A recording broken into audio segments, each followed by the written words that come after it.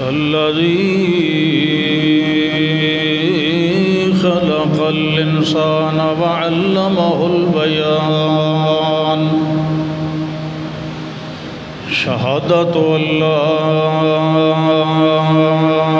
إله إلا الله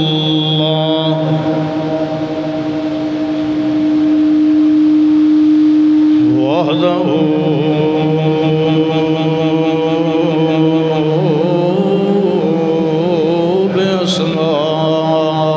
بأسمائه وصفاته لا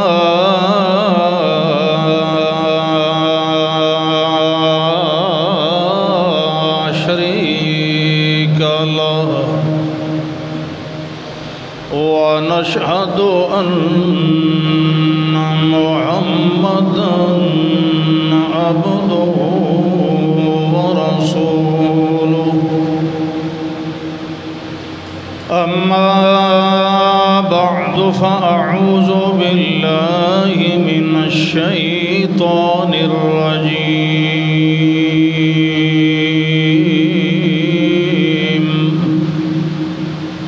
بسم الله الرحمن الرحيم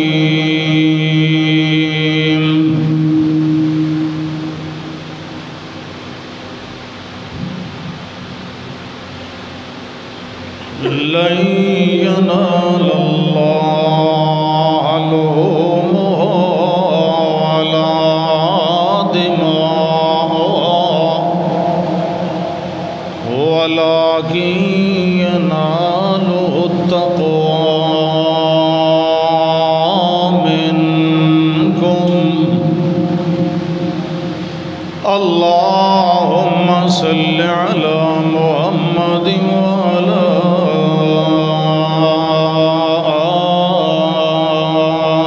آل محمد كما صليت على إبراهيم وعلى آل إبراهيم إنك حميد مجيد اللهم بارك على محمد وعلى آل محمد كما باركت على إبراهيم وعلى آل إبراهيم إنك حميد مجيد۔ اللہ نے انسان پر جتنی بھی عبادات فرض ٹھہرائی ہیں، ہر ایک عبادت کی بنیاد میں تقوی رکھا گیا ہے۔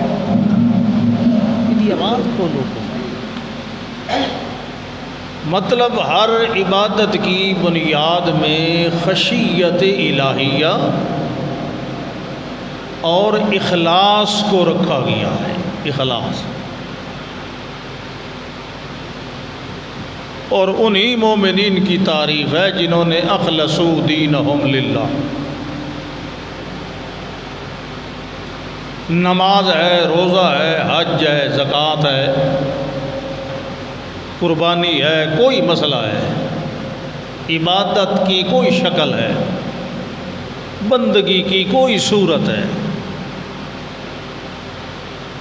جس طرح ہر ایک شے کے دو پہلو ہوتے ہیں، اسی طرح انسان بھی دو پہلو رکھنے والی مخلوق ہے۔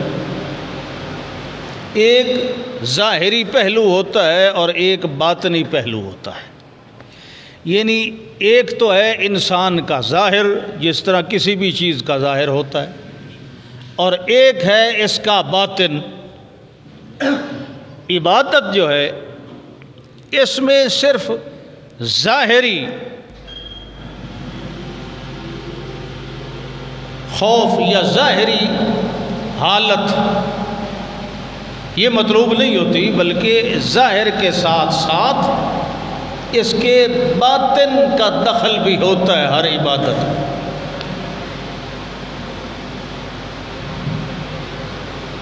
مثلا ایک آدمی بظاہر بہت اچھے خوبصورت لباس میں مسجد میں آتا ہے، نیاد ہو کے آتا ہے، خوشبو لگا کے آتا ہے، لیکن اس کے باطن میں یہ چیز ہے کہ لوگ مجھے دیکھیں اور کہیں بڑا عبادت گزار ہے، بڑا نیکوکار ہے، بڑا پرہیزگار، بڑا اللہ والا ہے۔ اس کا ظاہر تو احکام کے مطابق ہے، لیکن اس کا باطن جو ہے وہ اس قدر صاف اور ستھرا خالص نہیں ہے جس قدر شریعت کو مطلوب ہے۔ لہذا ایسے شخص کی عبادت اس کے منہ پہ مار دی جاتی ہے جو دکھلاوا کرنے کے لیے آتا ہے۔ دکھلاوا ظاہر کا ہوتا ہے نا، اندر کے حال پہ مطلع تو صرف اللہ ہوتا ہے، اندر کا حال انسان نہیں دیکھ سکتے۔ انسان ظاہر دیکھتے ہیں، اس لیے لوگ اپنا ظاہر دکھانے کے لیے بھی آیا کرتے ہیں، اس کو دکھلاوا کہتے ہیں۔ دکھلاوے کا مطلب ہی ہوتا ہے ظاہر دکھانا، کیونکہ اندر کوئی نہیں دیکھ سکتا۔ اندر اللہ نے دیکھنا ہوتا ہے، جو چیز اللہ نے دیکھنی ہے وہ تو صحیح ہے نہیں، جو انسانوں نے دیکھنی ہے اس کو بڑا خوبصورت بنا کے رکھا ہے۔ تو اب عبادت انسانوں نے تو قبول نہیں کرنی، اللہ نے کرنی ہے نا۔ تو اللہ تو وہ چیز دیکھے گا جسے کوئی دوسرا نہیں دیکھ سکتا، یعنی انسان کا باطن، اس کے دل کی کیفیت۔ موٹا تازہ بکرا لیا، بڑا قیمتی جو ہے وہ ایک ویڑا اور بچہ لے لیا، کٹا بھینس لے لی، اونٹ اونٹنی، موٹا تازہ ہے، اور اسے صبح شام سیر کرانے بھی نکلتا ہے بازار میں، اور اس کے پاؤں میں گھنگرو شنگرو بھی ڈال رکھے ہیں، اس کے ماتھے پہ کوئی رنگ وغیرہ بھی لگا رکھا ہے، اور اس کے گلے میں چاندی کے ہار بھی ڈال رکھے ہیں۔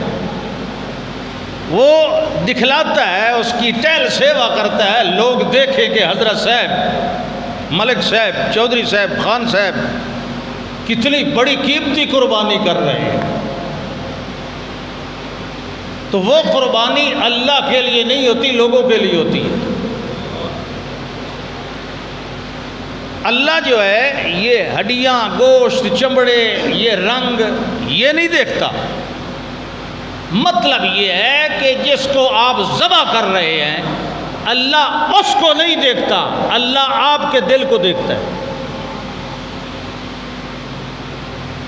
ذبح کرنے والے کو دیکھتا ہے، ذبح ہونے والے کو نہیں دیکھتا۔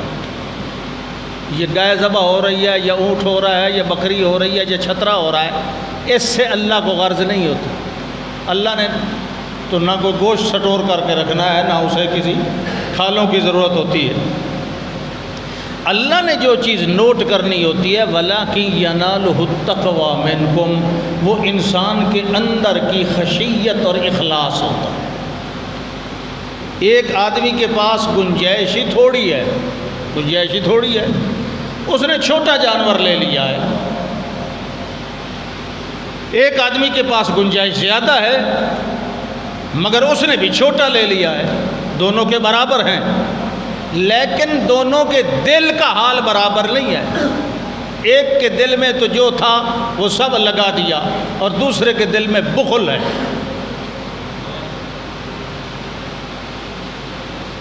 تو اللہ دل دیکھتا ہے، جانور نہیں دیکھتا۔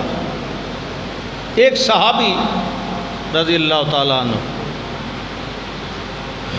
جب نماز پڑھی جا چکی عید کی، بقر عید کی، تو وہ کہنے لگا یا رسول اللہ تشریف لے آئے میرے گھر اور کوئی کھانا کھا لیں، گوشت وغیرہ پک گیا ہوگا۔ آپ نے فرمایا وہ کیسے پک گیا ہوگا، نماز تو ابھی ہم نے پڑھی ہے، تو نماز کے بعد ہی تو ذبح کیا جاتا ہے، تو وہ پہلے پک گیا ہے، وہ کیسے پک گیا ہے؟ تو صحابی نے کہا یا رسول اللہ میں نماز پر آنے سے پہلے صبح سویرے جانور ذبح کر کے گوشت کے ٹکڑے وغیرہ کر کے دے کے آیا تھا، تو بھئی اس کو تیار کر لینا، نماز کے فوراً بعد میں اللہ کے پاک پیغمبر کی دعوت کروں گا صلی اللہ علیہ وسلم۔ آپ نے فرمایا وہ قربانی کوئی نہیں، وہ ہے شاۃ لحم، وہ تو گوشت کھانے کی ایک بکری ہو گئی، گوشت کھانے کے لیے، قربانی کے لیے نہیں۔ قربانی یہ ہے جس بندے نے ہمارے ساتھ نماز پڑھی، پھر سلام پھیرنے نماز پڑھنے کے بعد وہ آیا اور اس نے جانور ذبح کیا تو فقط اصاب سنتنا، اس نے ہمارے طریقے پہ عمل کیا۔ اور یہ جو نماز سے پہلے ذبح کر کے آئے ہو یہ قربانی کوئی نہیں، اس کے بدلے کوئی اور جانور کرنا پڑے گا۔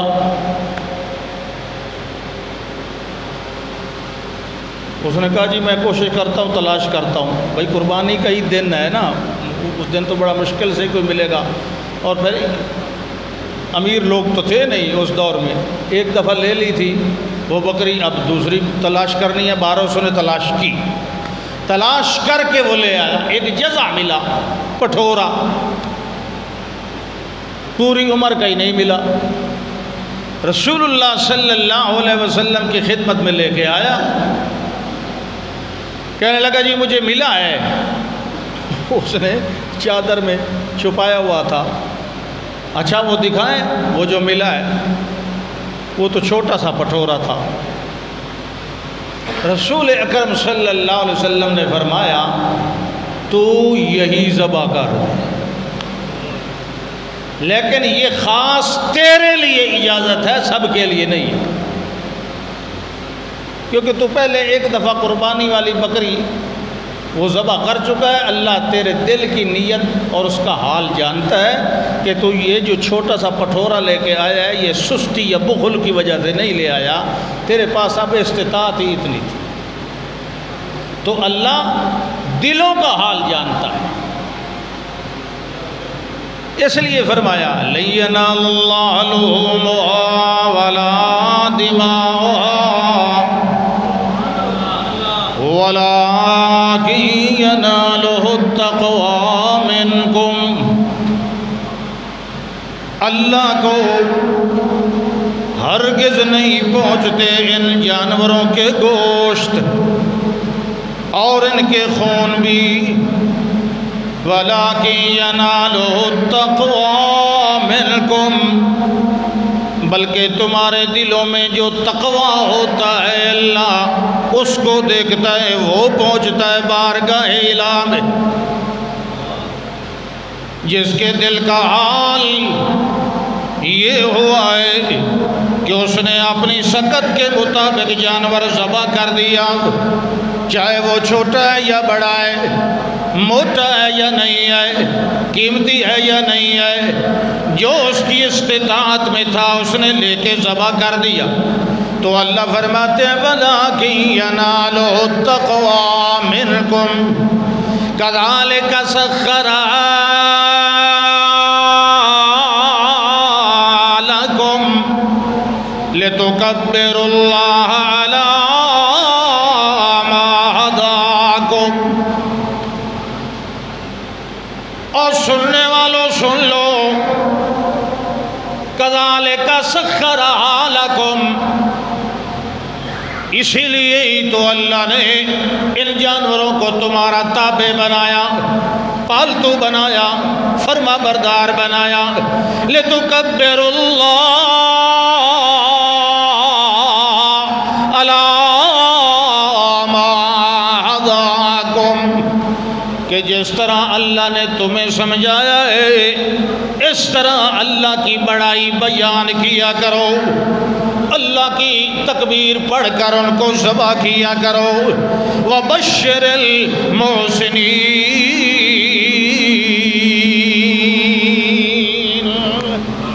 اور جو دل کے خالص لوگ ہیں، محسن احسان دل کے خالص ہونے کو کہتے ہیں، احسان۔ تو جبریل علیہ السلام نے پوچھا تھا نا حدیث جبریل آپ کو یاد ہے جب اس نے پوچھا تھا ایمان کیا ہے، اسلام کیا ہے، قیامت کب آئے گی، انہی سوالوں میں ایک سوال یہ تھا احسان کیا ہے؟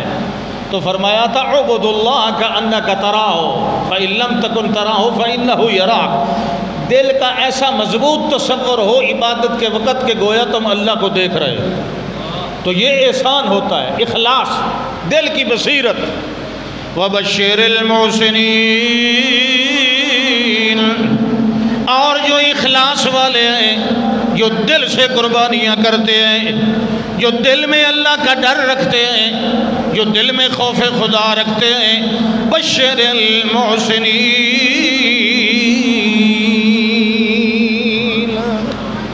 ایسے مخلصین لوگوں کو ہماری طرف سے خوشخبری سنا دیجیے۔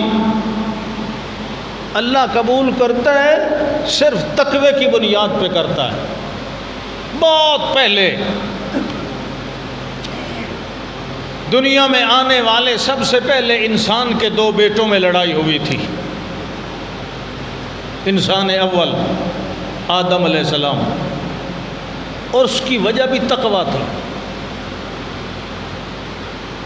اس وقت بھی قربانی ہوا کرتی تھی، قربانی تو ہر شریعت میں ہی، آدم علیہ السلام کی شریعت میں بھی تھی۔ قربانی کا وقت آیا، دو بھائی تھے، ایک کا نام حابیل تھا، ایک کا نام قابیل تھا۔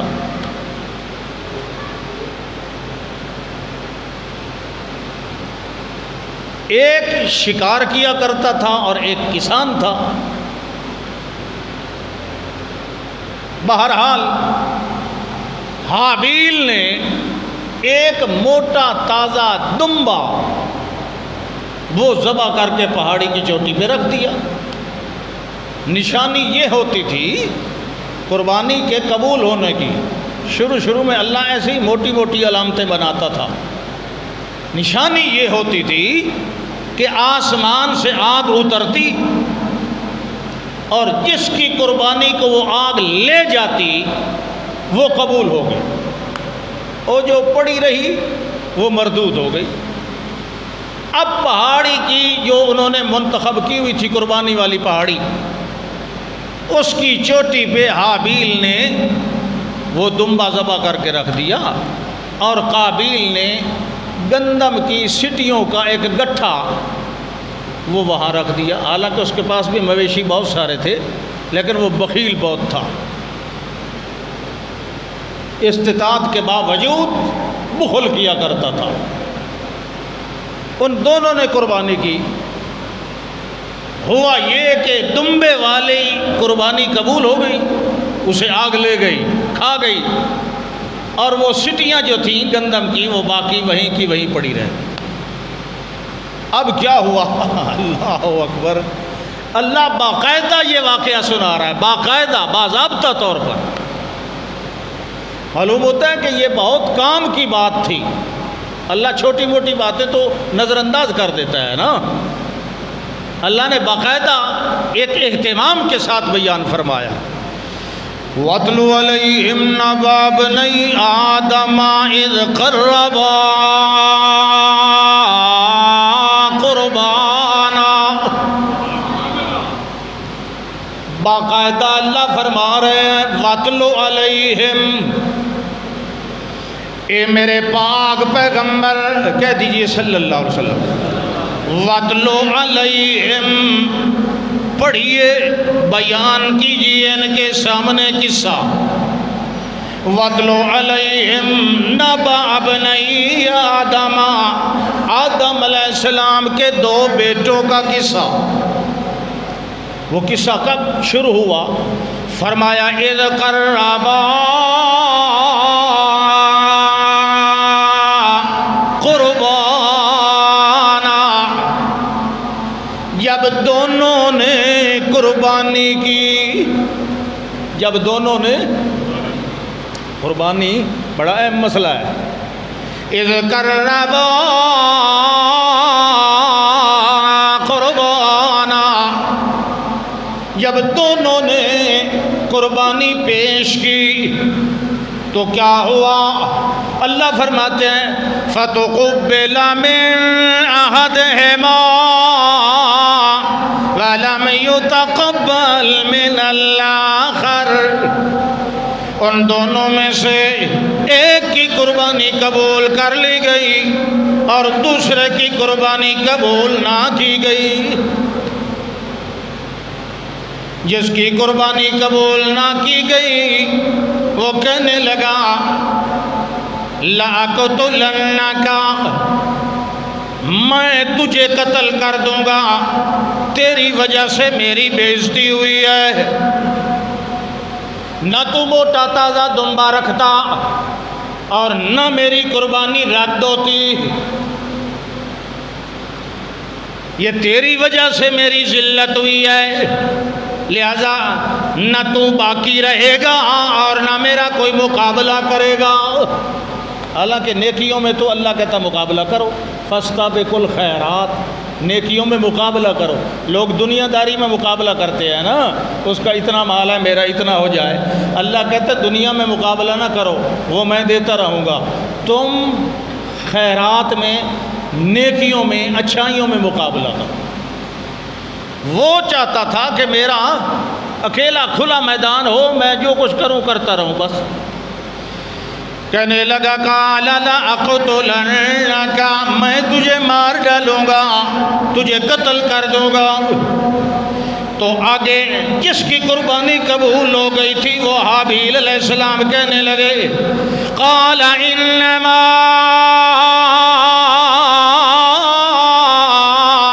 يتقبل الله من المتقين۔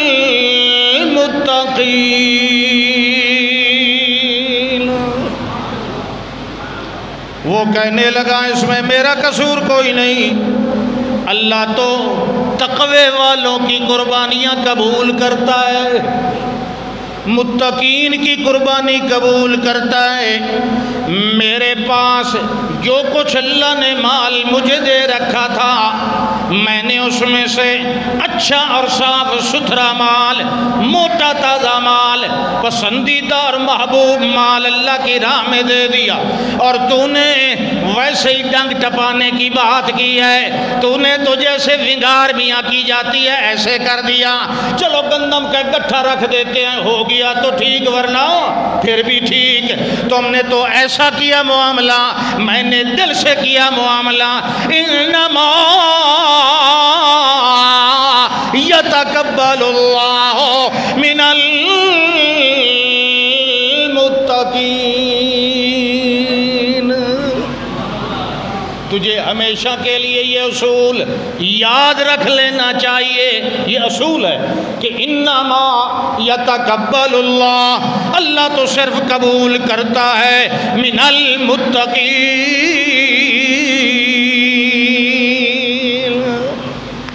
یہ اصول صرف قربانی تک محدود نہیں، نماز ہو، روزہ ہو، حج ہو، زکوٰۃ ہو، کوئی نیکی ہو، اللہ متقین کی قبول کرتا ہے۔ اللہ کس کی قبول کرتا ہے؟ وہ کہنے لگا اچھا میں تجھے تقوی سمجھاتا ہوں، میں تجھے قتل کروں گا، میں تجھے قتل کروں گا۔ وہ بڑا نیک آدمی تھا، حابیل صوفی صاحب تھا، بہت اچھا آدمی تھا۔ وہ کہنے لگا لَإِن بَسَطتَ إِلَيَّ يَدَكَ لِتَقْتُلَنِي، اور میرے بھائی اگر تو اپنا ہاتھ میری طرف بڑھائے گا مجھے قتل کرنے کے لیے، تو مَا أَنَا بِبَاسِطٍ يَدِيَ إِلَيْكَ لِأَقْتُلَكَ، میں تو پھر بھی اپنا ہاتھ تیری طرف بڑھانے والا نہیں تجھے قتل کرنے کے لیے۔ برائی کا جواب برائی سے نہیں دیا جاتا ہے کہ نہیں؟ تو ارادہ کرتا رہے، ہاتھ بڑھاتا رہے مجھے قتل کرنے کے لیے، لیکن میں ایسا نہیں ہوں کہ میں ہاتھ بڑھاؤں تیری طرف تجھے قتل کرنے کے لیے، میں پہل کرنے والا بالکل نہیں ہوں۔ انی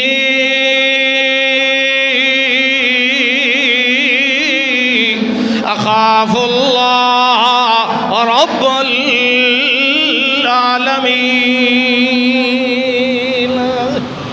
میں تو ڈرتا ہوں اللہ سے، اس اس اللہ سے جو ہے سارے جہان والوں کا پروردگار، سب کو پالنے والا، سب کو کھلانے والا، سب کی سننے والا، سب کی جاننے والا، سب کی جو اس کے آئینہ مرضی کے اندر کی یہ تقوی والا ہے اس کی قبول کر لیتا ہے، جو اس کی مرضی پسند میں نہ آئے وہ غیر تقوی والوں کی قبول نہیں کرتا، اس پر کسی کا زور چلتا نہیں ہے۔ انی اخاف اللہ، وہ میرا کوئی الگ اکیلا رب تو نہیں ہے، وہ تو رب العالمین ہے، وہ تو سارے جہان والوں کا پروردگار ہے۔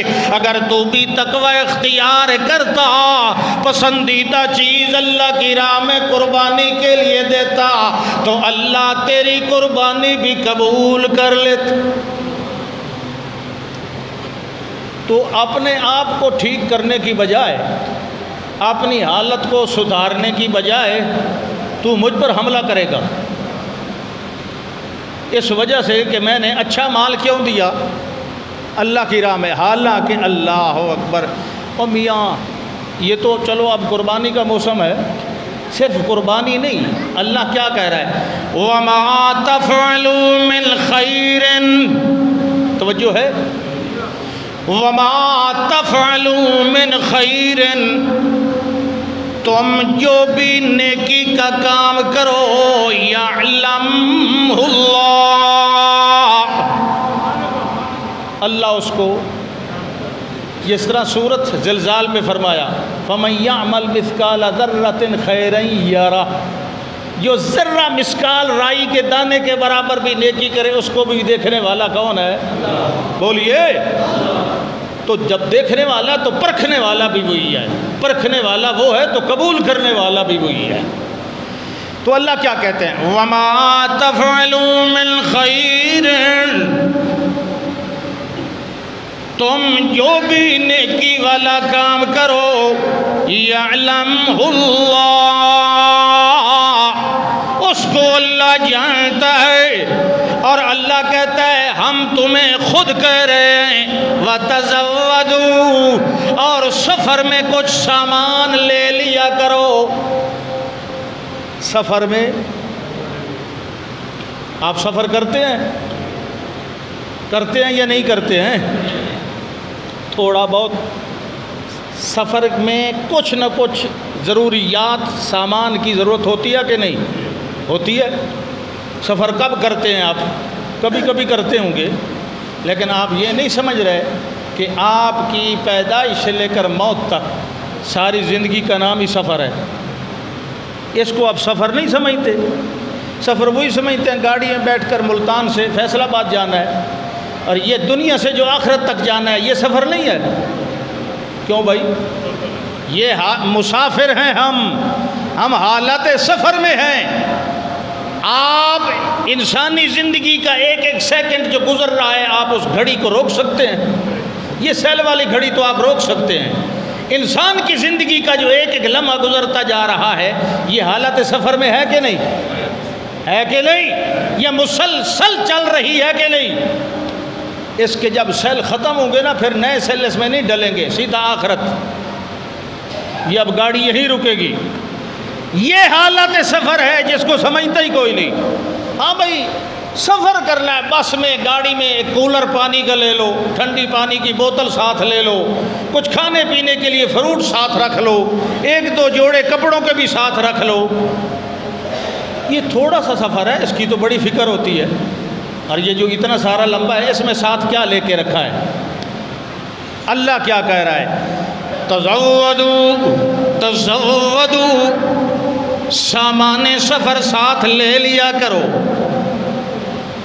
اور فرمایا فَإِنَّ خَيْرَ الزَّادِ التَّقْوَىٰ، تمام سامان سفر میں سے بہترین سامان سفر تقویٰ ہے۔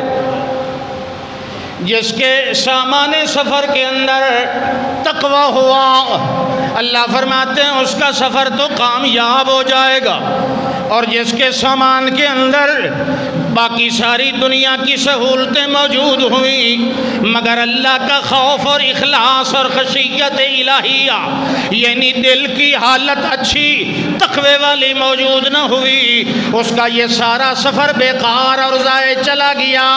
اللہ فرماتے ہیں واتقون یا اولی الالباب، او عقل والو دنیا کے سفر کوئی سفر نہ سمجھا کرو، یہ جو زندگی کا سفر ہے اس کو بھی سفر سمجھ لو، لہذا عقل والوں کے لیے ہم کہہ رہے ہیں واتقون یا اولی الالباب، یہ زندگی کا جتنا سفر ہے اس سفر کی ہر گھڑی کے اندر مجھ سے ڈرتے رہا کرو۔